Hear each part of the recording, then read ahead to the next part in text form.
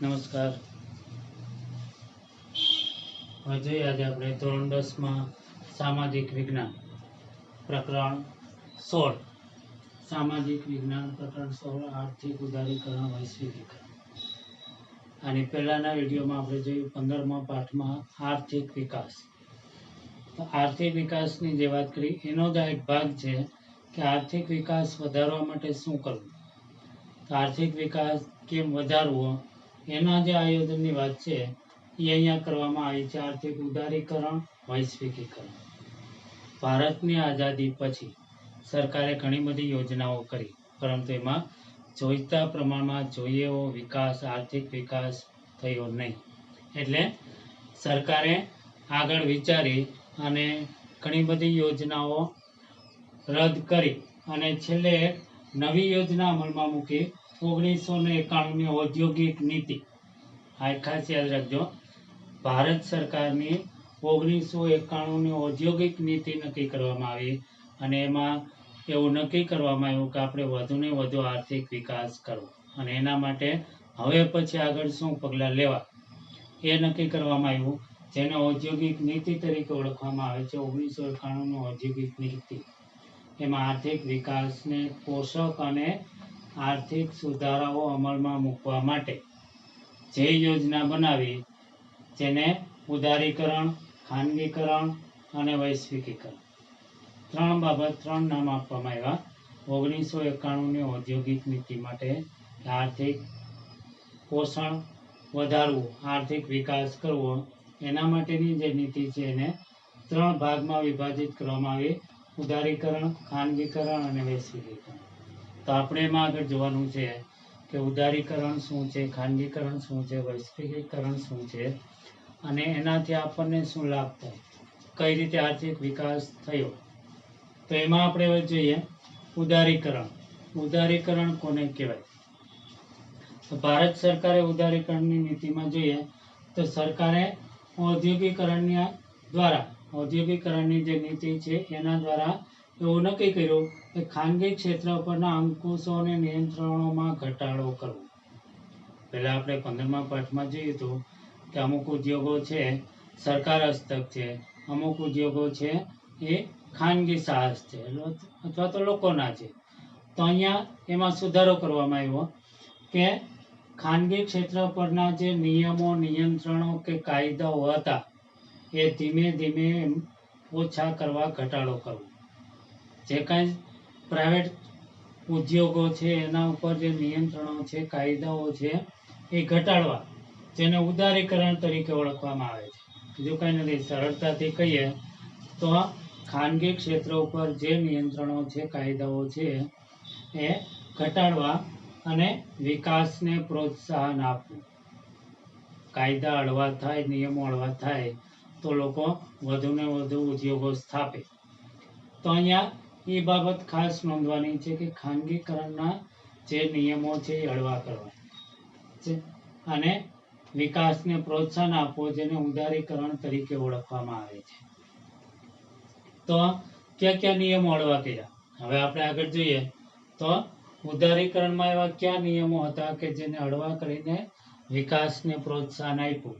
તો એમાં શરૂઆતના તબક્કામાં જે આર્થિક વિકાસ કર્યો એમાં જે અનામત જાહેર સાહસો સિવાયના અન્ય ઉદ્યોગો માટે પરવાના પદ્ધતિ નાબૂદ કરવામાં આવી.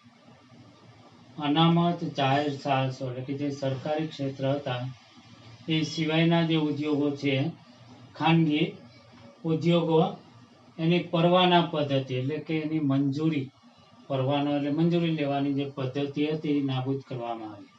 અમુક ઉદ્યોગ માટે મંજૂરી લેવામાં આવતી, મંજૂરી માટે ઘણા બધા ડોક્યુમેન્ટ ને નિયમો હતા અને પ્રોસેસ અઘરી હતી, તો એને દૂર કરવામાં આવી જેથી કરીને લોકો ખાનગી ઉદ્યોગ સ્થાપી શકે.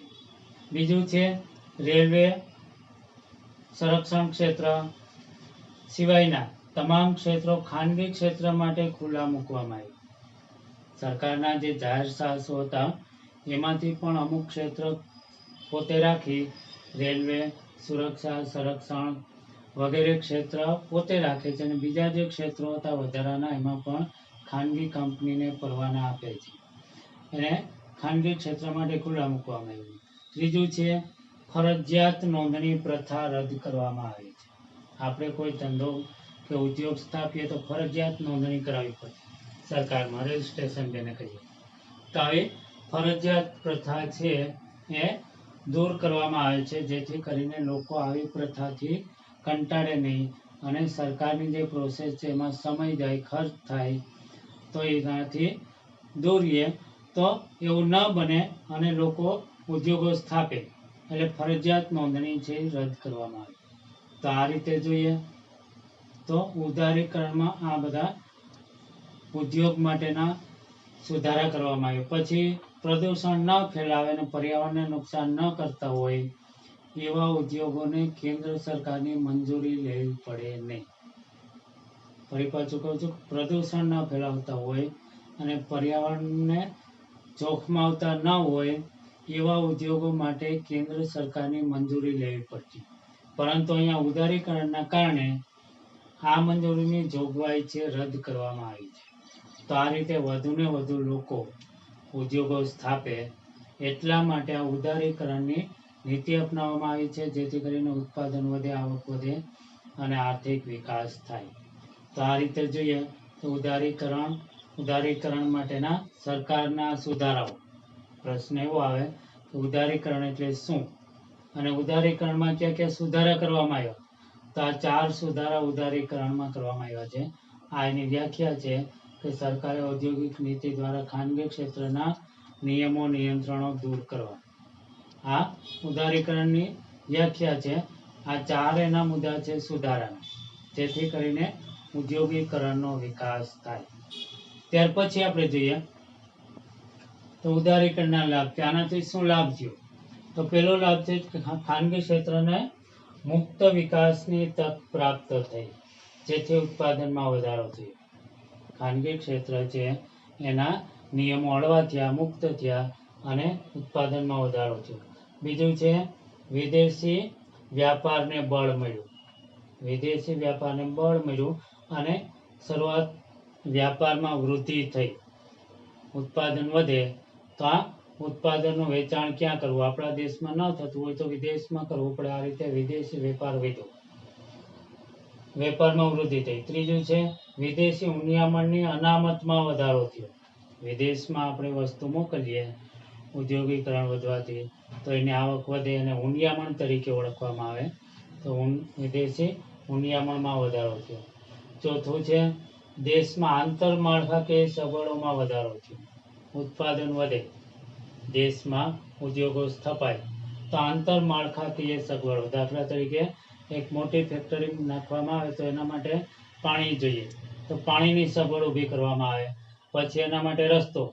અમુક ઉદ્યોગ એવા છે કે ત્યાં સુધી આ ફેક્ટરી સુધી કે કારખાના સુધી રેલવે લંબાવવામાં આવે છે, તો રેલવે ટ્રેક બનાવવામાં આવે, રસ્તા બનાવવામાં આવે. તો આ બધું આંતરમાળખાકીય સગવડ કહેવાય. તો જેમ ઉદ્યોગો વધે એમ માળખાકીય સુવિધાઓ પણ વધી છે. આજે આપણે જોયું છે રસ્તાઓ છે, વીજળી છે, પાણી છે, રેલવે ટ્રેક છે, આ બધામાં વધારો થાય છે. એનું કારણ છે ઉદ્યોગીકરણ. માલના પરિવહન માટે, લોકોની અવરજવર માટે. તો આ એક લાભ છે કે જેમ ઉદ્યોગ વધે તેમ માળખાકીય સુવિધાઓ પણ વધી છે આપણા દેશમાં. તો આ 4 બાબતો છે જે લાભ થયો છે. ત્યાર પછી એની મર્યાદાઓ પણ છે કે આર્થિક ઉદારીકરણના ગેરલાભ પણ છે. તો ગેરલાભમાં પેલું છે કે ખાનગી ક્ષેત્ર પરના અંકુશો ઘટવા છતાં ઇજારાશાહીના વલણમાં ઘટાડો થઈ શક્યો નથી. ઇજારાશાહી કે દાખલા તરીકે કોઈ વસ્તુ છે ઉત્પાદન માટે એક જ કંપની હોય, એક કે બે જ કંપની ઉત્પાદન કરતી હોય તો એનો ઇજારો કહેવાય, જેને આપણે મોનોપોલી કહીએ આપણી ભાષામાં, કે એવી વસ્તુ બીજા કોઈ ઉત્પાદન કરી શકે નહીં. ઇજારાશાહી એટલે એવું કે અમુક કંપનીનો જ માલ મળતો હોય ગામમાં, તમારે એ જ કંપનીનો ખરીદવો પડે, બીજી કોઈ કંપનીનો માલ મળે નહીં. એને ઇજારાશાહી કહેવાય. તો આવી ઇજારાશાહી વધે છે કે મોટા ઉદ્યોગો અમુક લોકો જ સ્થાપી શકે છે. દાખલા તરીકે રિલાયન્સ, આપણા દેશની મોટી કંપની રિલાયન્સ. તો આવી કંપનીઓ તો અમુક જ હોય છે અને એમાં બનતો માલ જ આપણે ખરીદવો પડે છે. એવી વસ્તુ બીજી કોઈ કંપની બનાવતી નથી. તો આ વસ્તુ ઉપર એનો ઇજારો હોય છે કે પોતે પોતાની રીતે ઉત્પાદન કરે, ભાવ પણ પોતે નક્કી કરે. ત્યાર પછી બીજું છે ઉદ્યોગ પર ધ્યાન આપવાથી કૃષિ ક્ષેત્ર પાછળ રહી ગયું છે. માત્ર ઉદ્યોગીકરણની વાત કરી તો ખેતી પાછળ રહી ગઈ. ત્રીજું, આવકની અસમાનતામાં વધારો થયો કે ઉદ્યોગીકરણને કારણે ઉદ્યોગપતિઓમાં જ આ સંપત્તિ વહેંચાયેલી રહી છે, બીજા લોકોને એટલો લાભ મળતો નથી. તો આ આવકની અસમાનતા ઊભી થઈ. ચોથું છે આયાત વધવાથી નિકાસમાં ઘટાડો થયો. કાચો માલ મગાવીએ એટલે નિકાસ થતી નથી. ઉદ્યોગો માટે યંત્રો મગાવીએ છીએ, કાચો માલ મગાવીએ છીએ, તો એ પ્રમાણે નિકાસ થતી નથી. તો આયાત નિકાસમાં તફાવત છે, જેથી વિદેશી ઊંડિયામણ ઘટે છે. તો આ રીતે 4 બાબતો છે, એની મર્યાદા પણ છે, છતાં પણ ઉદારીકરણથી ઘણો બધો વિકાસ થયો છે, આર્થિક વિકાસ જોવા મળે છે. તો આ છે ઉદારીકરણની નીતિ. ત્યાર પછી આવે છે ખાનગીકરણ. તો એ પણ ઉદારીકરણનો જ એક ભાગ છે. ખાનગીકરણ, તો ખાનગીકરણ કઈ રીતે થાય, શું લાભ થાય, એ હવે પછી આપણે આગળના સ્ટેપમાં જોશું. Thank you.